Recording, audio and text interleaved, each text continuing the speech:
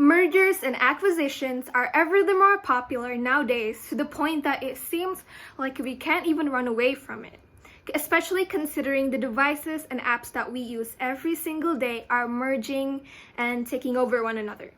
Now, what considers merging and acquisitions? Now, in this case, ladies and gentlemen, a merger occurs when two separate entities, in this motion a tech company, combines two forces or combines one tech company and another tech company to create a new joint organization. And an acquisition refers to the takeover of one entity, in this case again, a tech company, by another. Now, examples of mergers and acquisitions are the Facebook and Instagram, Tokopedia and Gojek, and also Google absolutely owning YouTube.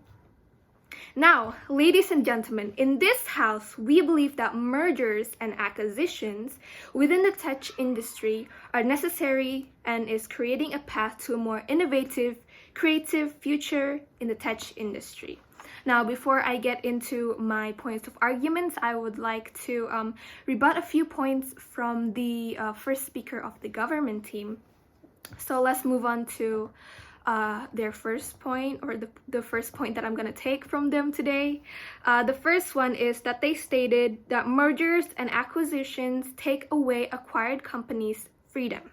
Now, ladies and gentlemen, whilst we do not doubt that if a smaller company gets acquired by a larger one, for example, Facebook and Instagram, they would lose a little bit of freedom, well, because of the collaborations, they will split freedom, they will split control. That is totally gonna happen. We argue that this does not result in a disadvantage to the smaller company. I have a few reasons on why. The first one, it helps to gain power from this for the smaller company. The smaller company that got acquired by the bigger company gets to have a say in the whole company's or the bigger company's plans. Hence helps them gain power. Second reason is to why is because it helps to gain more exposure. Now, if a bigger company, it's obvious that they have more exposure, more recognition. If the bigger company acquires the smaller company, ladies and gentlemen, the smaller company will definitely get more exposure, more recognition. People will definitely get to know the smaller company from the larger company, ladies and gentlemen. Third reason why is that it helps makes new ideas, because the freedom and control is split over the smaller company and the bigger company. It creates collabs in ideas, hence creating more advancements and such. My second point that I'm going to rebut is that mergers and acquisitions result in the violation of labor laws, ladies and gentlemen. Now, our house disagrees on that because, one, if two companies that mergers and acquisitions actually create more strict regulation and better labor rights as a result of companies merging. So if the companies merge, automatically the employees will increase, and also the need of regulations and labor rights and the importance of labor rights will stand more boldly. The second point is that it creates more benefits, ladies and gentlemen. Benefits to whom?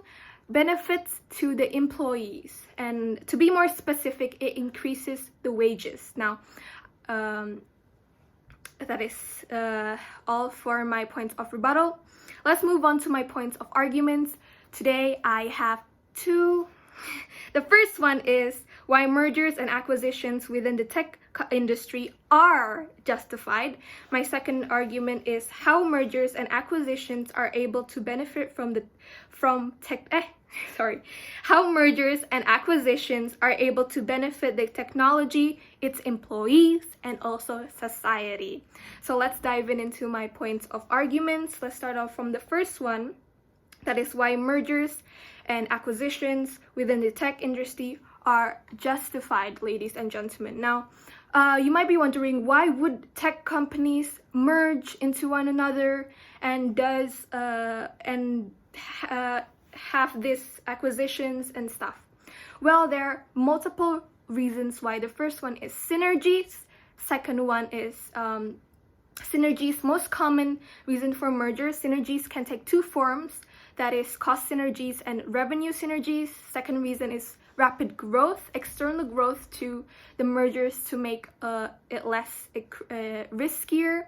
The third one is market power. If multiple companies merge together, the power that they have is larger.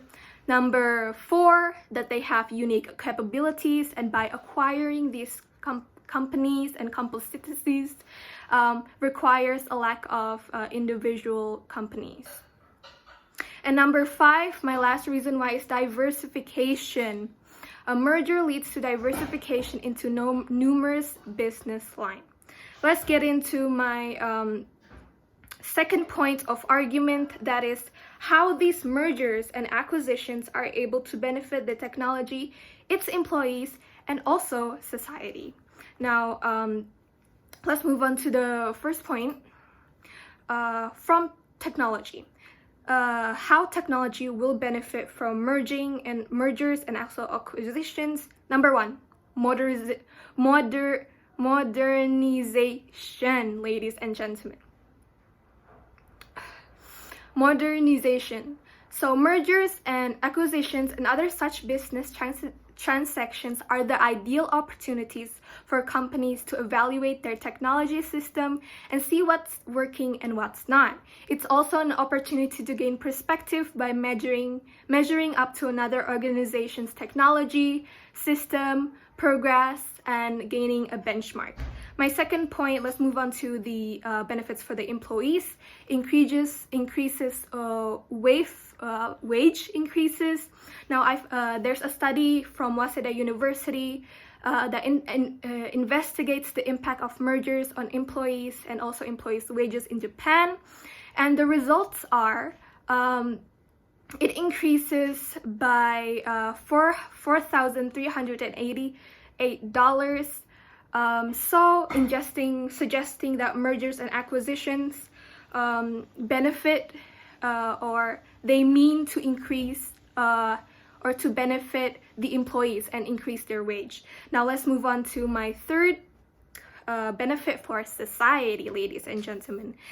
For society, society will gain more new technological investments such as Facebook and Instagram. As a result, it's more convenient because of the database that's showed. So if you do something in Facebook, it will impact or also impact your Instagram account. And that is why we beg to oppose this motion today, and that is why we are proud to present to you the argument today.